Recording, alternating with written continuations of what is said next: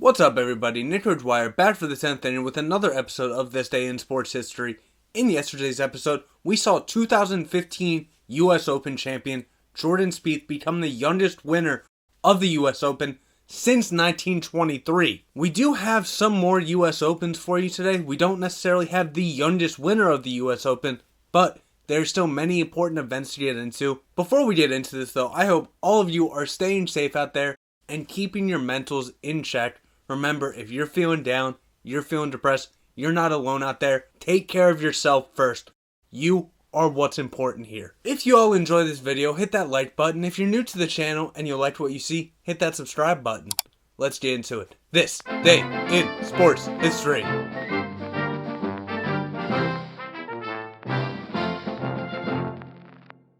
We start out today in 1891 when the Brooklyn Grooms pitcher Tom Lovett threw a no-hitter against the New York Giants in the Grooms' 4-0 victory. There's not really many statistics to go on about this game since they weren't really widespread, but all you need to know, Lovett got the no-hitter for the Grooms in their victory. Now we move to the 1918 U.S. National Championship on the women's side, which saw Mola Mallory defeat Eleanor Goss 6-4, 6-3 in straight sets for her fourth consecutive U.S. singles title and the fourth of 8 overall majors in her career. 3 years later in 1921, we're back with one of the greatest long-distance runners of all time. Pavel Nurmi ran the world record 10,000 meters in 30 minutes, 40.2 seconds.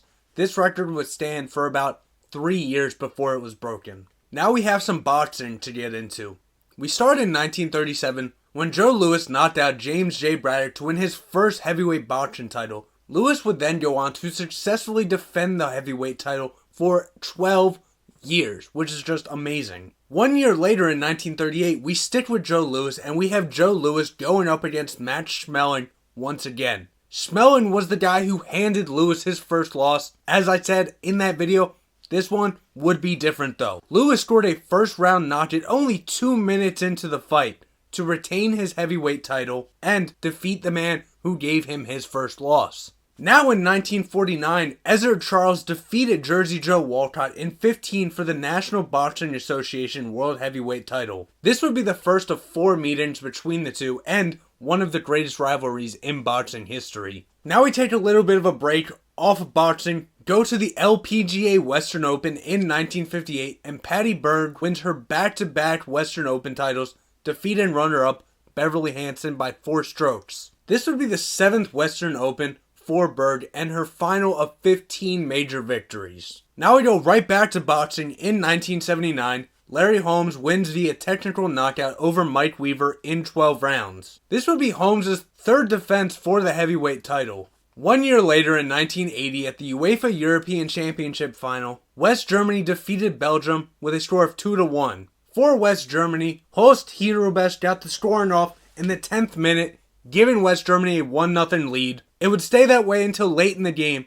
when in the 75th minute, Rene van der Yijken scored for Belgium, tying the game up 1-1. With less than 2 minutes remaining in the game though, Herubesh scored once again in the 88th minute for West Germany, giving them the 2-1 lead.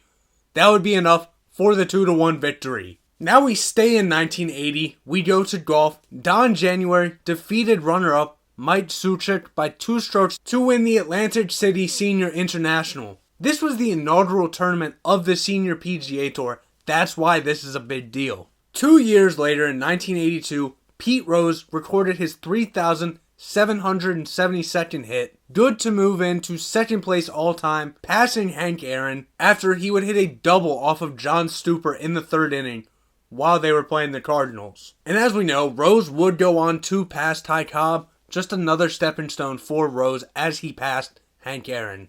4 years later in 1986 at the Senior Tournament Players Championship, Chichi Rodriguez wins his first career major, 2 strokes ahead of runner-up Bruce Crampton. Now we move up to 1994 at the NBA Finals, which saw the Houston Rockets going up against the New York Knicks, and the Rockets, led by Hakeem Olajuwon, would win 4-3. In the series, Hakeem 26.9 points, 9.1 rebounds per game, and Vernon Maxwell helped with 13.4 points per game. For the Knicks, it was Patrick Ewing who led the charge with 18.9 points and 12.4 rebounds per game. John Starks had 17.7 points per game, and Derek Harper added 16.4 points per game. But the Hakeem-led Rockets were just too deadly. In the Game 7 victory, 90-84, Hakeem had 25 points and 10 boards. Vernon Maxwell added 21 points in the victory, giving the Rockets their first championship. Now we stay in 1994 at the FIFA World Cup. The USA defeated Colombia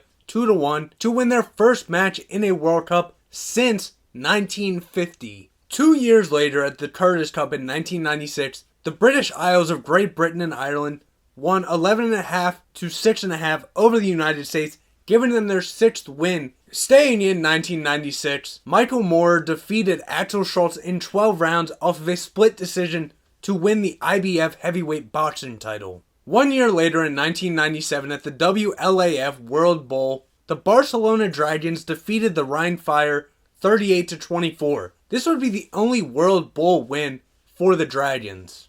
Now we move up just over a decade to 2009, and at the US Open, Lucas Glover with a score of 4 under won his only major title, 2 strokes ahead of runners-up Ricky Barnes, David Duval, and Phil Mickelson. Then finally in 2014 at the US Open Women's Golf, Michelle Wie with a score of 2 under wins by 2 shots ahead of runner-up Stacey Lewis to win her first and only major title. So there you have it. That's what happened on this day in sports history. If I left anything out, let me know down in the comment section.